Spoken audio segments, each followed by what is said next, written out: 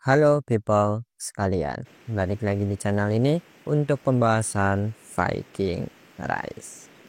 Kali ini gua bakalan membahas soal pola pikir kebanyakan orang yang bermain game seperti ini. Jadi kita membahas pola pikir ini untuk meluruskan hal-hal yang sering kejadian dan mungkin dia jadi salah paham. Apakah itu? Mari kita mulai.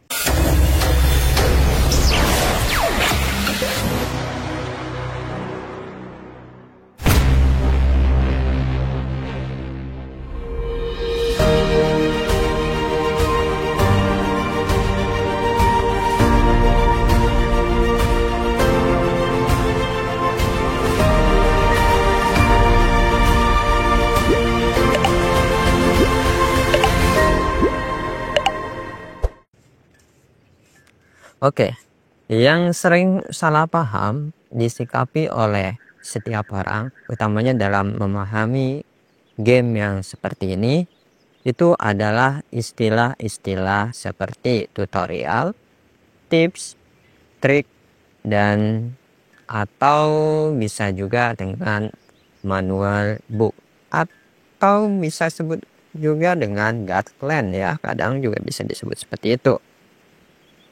Jadi dari semua istilah itu mari kita perjelas apa sih yang dimaksud dari hal-hal tersebut. Contoh, dalam istilah tutorial. Tutorial itu adalah kalau kita persempit dan kita simpulkan gitu ya.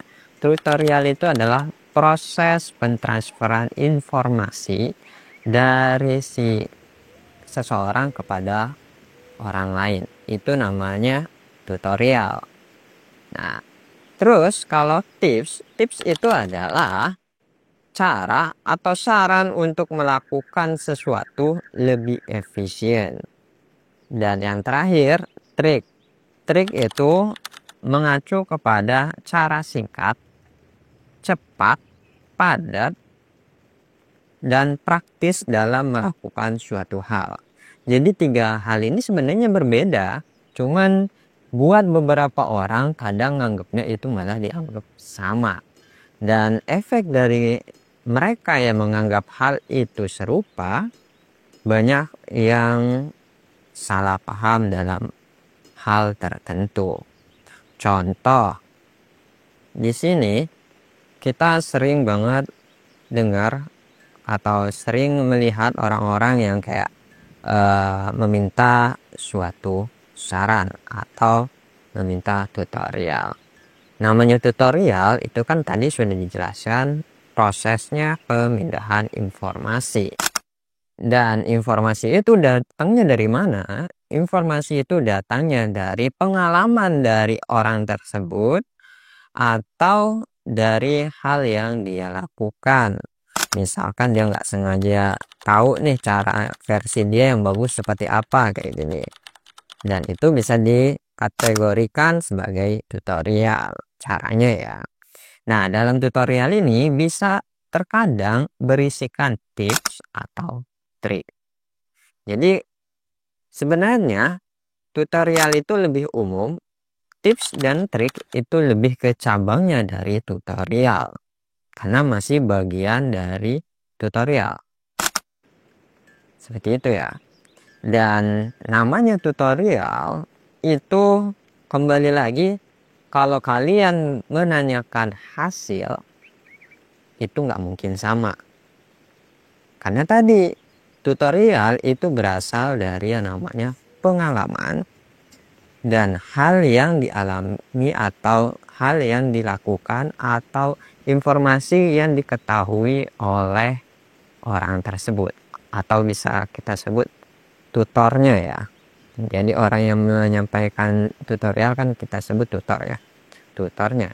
Dan yang disampaikan dari tutorial itu terus pengen kita terapkan ke diri kita, atau dari di game ini pengen diterapkan ke permainan kita, apakah hasilnya akan sama?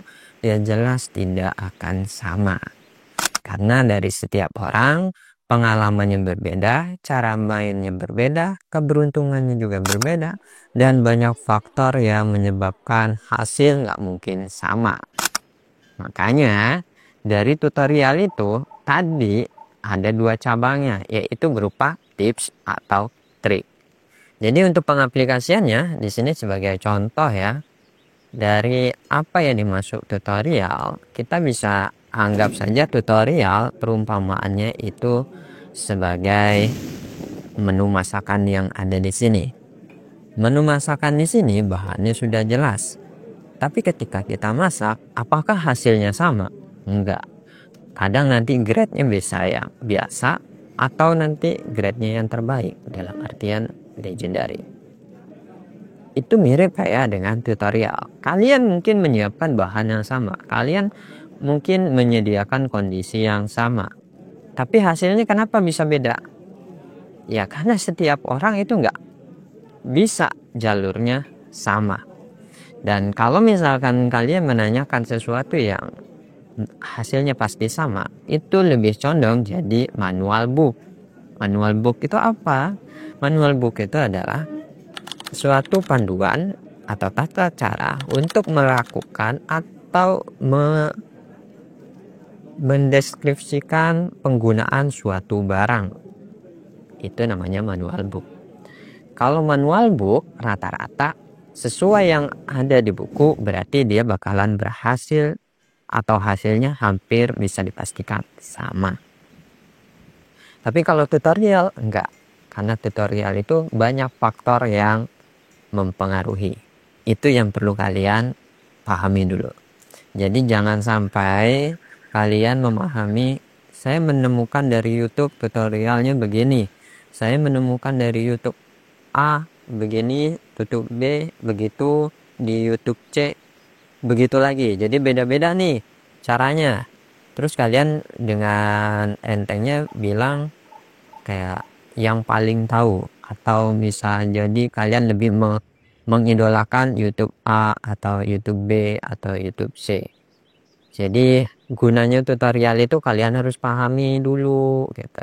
Tutorial itu bukan hal yang pasti, jadi banyak hal yang perlu kalian sesuaikan dengan keberadaan atau gameplay kalian. Kalau di dalam game ini berarti sesuai dengan gameplay kalian, karena tiap orang itu gameplaynya berbeda. Dan gunanya apa? Gunanya tadi kalian mencari informasi, kalian pilih itu dari YouTuber A sampai Z mungkin ya, terus kalian pilih informasi yang kalian dapatkan, kalian cerna, kalian pikirkan apa sih informasi yang disampaikan dari tutorial yang sudah disediakan ini, poin pentingnya di mana, apakah bisa diterapkan ke diri kalian atau tidak. Itu gunanya tutorial.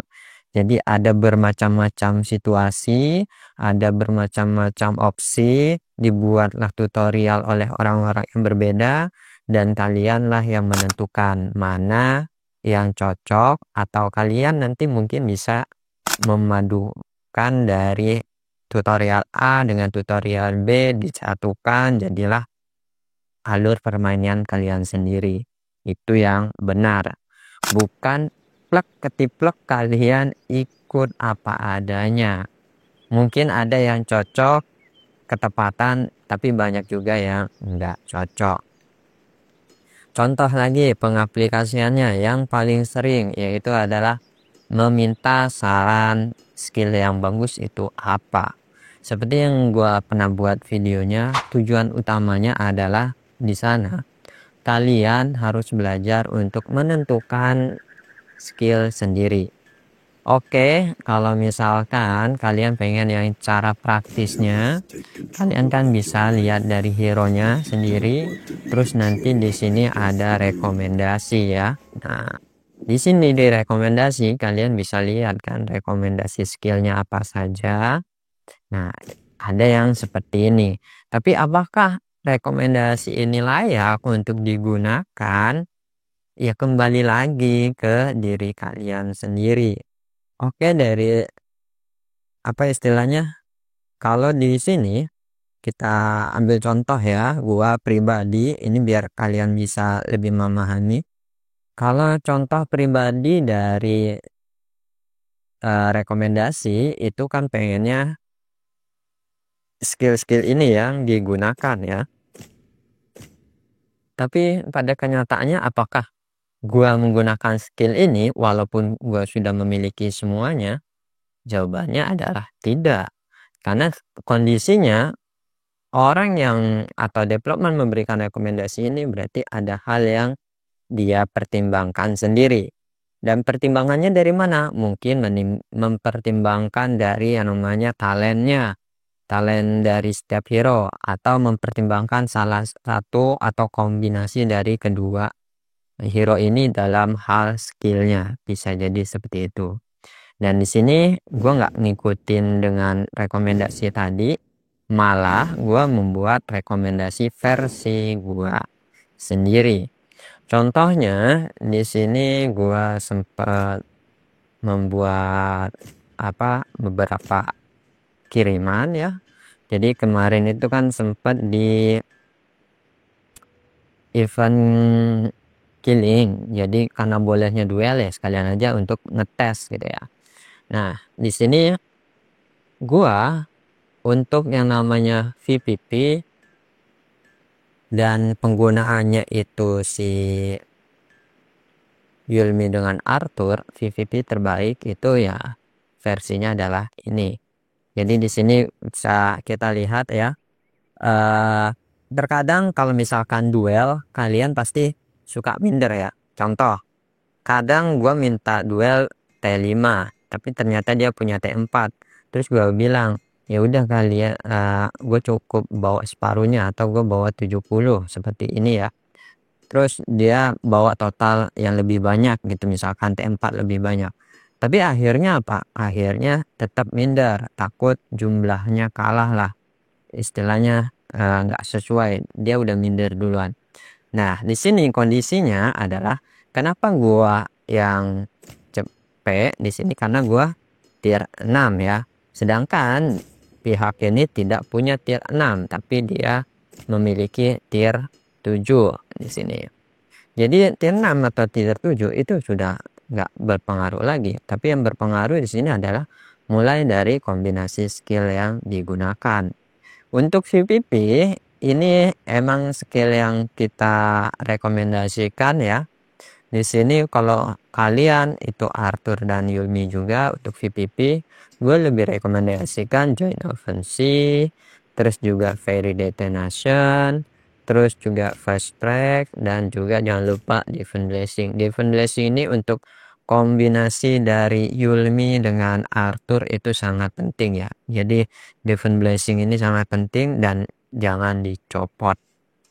Kalau misalkan pengen ganti kombinasi juga bisa dengan kombinasi yang lain. Dan ini kombinasi ini gua cocokkan untuk Arthur dan Yulmi dalam versi VPP. Karena kita sudah tahu ya, Arthur itu tipikal AOE. Yulmi juga tipikal AOE. Otomatis kalau sama-sama hero AOE dijadikan dari satu. Untuk VPP itu sangat jelek ya. Bahkan lebih baik Arthur dengan si Olena ya. Untuk VPP itu lebih bagus daripada Yulmi dengan Arthur. Kalau misalkan kita perhitungannya adalah VPP. Tapi bagaimana si hero AOE ini bisa ikut bersaing dalam versi VPP-nya? Ya kita otak-atik di bagian skillnya. Itu gunanya trial dan error. Jadi kalian uji coba aja mana skill yang kalian miliki, mana yang istilahnya bisa kalian maksimalkan. Nggak perlu memaksakan skill yang kita belum miliki, tapi maksimalkan skill yang sudah kita miliki. Dan tentukan mana nih racikannya yang benar. Gitu. Karena kalau misalkan kita coba untuk VPP yang sama-sama 100 ya, di sini perbedaannya sudah tidak terlalu jauh. Maksudnya tidak terlalu jauh, yaitu dari keberadaan jumlah luka, atau gue biasanya patokannya luka beratnya itu nggak begitu beda jauh kayak gini ya tuh. Jadi buat kalian yang pengen PVP jangan takut lagi tuh kalau misalkan ditantang cuman karena beda tier 1, 2 dan seterusnya. Karena perbedaan tier kayak gitu sudah istilahnya bisa ditutupi dengan banyak hal dan kalian ya pede aja. Gunanya apa? Walaupun dia sudah tier 7 berarti kan risetnya udah maksimal. Ya pasti ada hal yang bisa gue maksimalkan dari pihak atau squad gue sendiri. Seperti itu. Terus juga di sini ada yang versi ini. Di sini kita bisa lihat ya. Ini adalah versi yang kalau misalkan kalian mencoba trial errornya. Di sini gue masih bukan menggunakan join offensive tapi menggunakan 2 skill yang ada jeda waktu 9 detik. Jadi buat Arthur atau tipe hero archer selanjutnya ya, perbedaan 9 detik itu sangat menentukan. Makanya gua nggak menyarankan kalian untuk ke poison arrow ya. Kombinasinya untuk poison arrow enggak dulu. Terus juga ke fairy ray kenapa nggak gue pakai, karena gue belum memiliki yang versi maksimalnya jadi nggak bisa digunakan juga. Ya intinya ada banyak faktor yang gua belum bisa memaksimalkan seperti yang direkomendasikan. Tapi karena gua belum punya yang direkomendasikan yang versi layak, bukan berarti gua nggak bisa mencoba dengan kombinasi skill yang ada dan sudah siap seperti itu ya. Itu gunanya kalian untuk memilih dan juga mencoba kegunaannya setiap skill ini apa sih, kelebihannya apa sih, kuncinya orang-orang mengapa setiap orang itu menyarankan skill ini untuk ditaruh di hero ini gitu. Jadi jangan kalian cuma ikut aja tapi kalian pikirkan gitu alasannya kenapa nih kamu pakai skill ini di hero ini gitu. Jadi biar kalian nanti mempraktekannya kalian tahu alasannya kenapa nih. Jadi kedepannya kalian juga nggak asal taruh aja, nggak asal ikut-ikutan kayak gitu. Contoh, kenapa kita atau kenapa gue pakai first strike di sini? Gunanya first strike adalah untuk spam skill. Terus juga ditambah dengan adanya core talent dari si Arthur biar skinnya semakin banyak spam. Itu gunanya first strike. Terus kenapa tadi first strike-nya atau kenapa di sini Heraclesnya malah diganti dengan join offensive seperti yang contohnya tadi?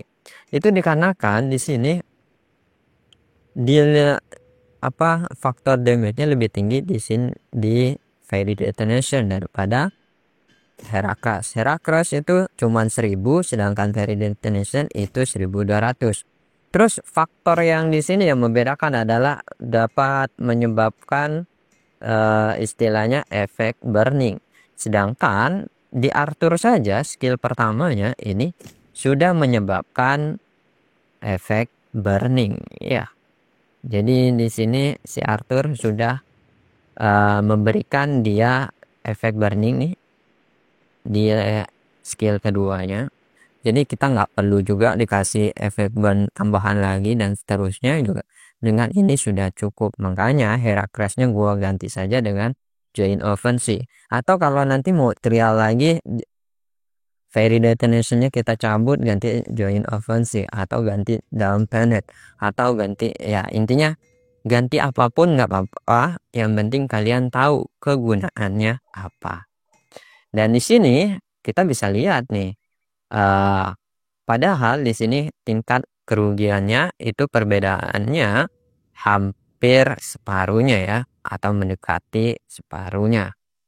Nah, tapi di sini yang terluka juga nggak jauh beda. Perbedaannya hampir sekitar 21 ribuan ya. Berarti emang harusnya dengan kerusakan yang sebesar ini keluka parah di gua bisanya harusnya itu bisa tembus di angka 70 ribuan. Seperti itu. Itu gunanya untuk kalian menganalisis apakah skill ini cocok ataukah ada yang perlu diganti di statnya ataukah perlu diganti dengan yang lainnya kayak gitu. Itu gunanya trial error, itu gunanya kalian mengumpulkan informasi, itu gunanya juga kalian menonton tutorial. Jadi gunanya kalian menonton tutorial itu adalah cari informasinya, bukan asal ikut aja. Bukan asal, wah kayaknya kelihatan keren nih dia bisa menang, gue juga kalau kombinasinya kayak gitu gue pasti bisa menang juga. Gak gitu konsep mainnya kawan gitu. Jadi konsepnya adalah kalian pahami dulu apa yang disampaikan, baru diterapkan ke diri kalian sendiri. Kalau misalkan cocok, ya udah lanjutin. Kalau enggak, berarti kalian cari informasi lain nih, pilih lagi nih, gitu. Atau misalkan pengen dicaplok juga nggak apa-apa. Jadi pakai A sebagian, habis itu pakai caranya si B sebagian. Itu nggak apa-apa. Ini namanya proses belajar. Dan untuk kalian yang pakai jalur free to play, belajar dalam hal game ini ya jelas itu perlu, karena pembelajaran itu kalian membuat planning dan memanage itu jadi lebih mudah ketika kalian punya informasinya atau punya pengetahuan tentang seputar game ini sendiri gitu. Dan buat orang-orang yang selalu berlindung dengan kata-kata gua free to play, gua nggak top up, gua mainnya yang penting happy aja, gua dan sebagainya. Yaitu terserah kalian bagaimana kalian menikmatinya.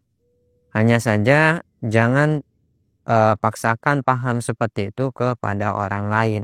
Ya kalau misalkan kalian pengennya kayak gitu ya terserah gitu. Tapi orang lain juga berhak untuk menentukan pilihannya. Buat yang pengen top up ya silakan top up, buat yang pengen buat planning ya buat planning, tapi jangan kalian malah menjatuhkan atau membuat mereka yang sudah bersemangat ingin memainkan game ini dengan lebih baik, tapi kalian jatuhkan dengan perkataan seperti ya udah sih ini cuman game hiburan aja terserah.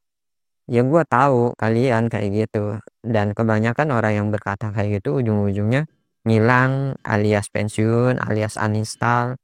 Tapi kasihan buat kalian yang mungkin niat awalnya pengen main sampai menikmati sampai ke titik yang sama kayak gua atau orang-orang lain yang menikmati game serupa yang bisa main sampai bertahun-tahun di game yang seperti ini. Itu beda lawan gitu, karena kita punya istilah yang namanya kayak hobi. Kalau kita sudah menikmati sesuatu ya ya udah gitu, nikmatin aja, dan itu bisa bertahan sampai bertahun-tahun gitu. Jadi terserah kalian bagaimana cara menikmatinya.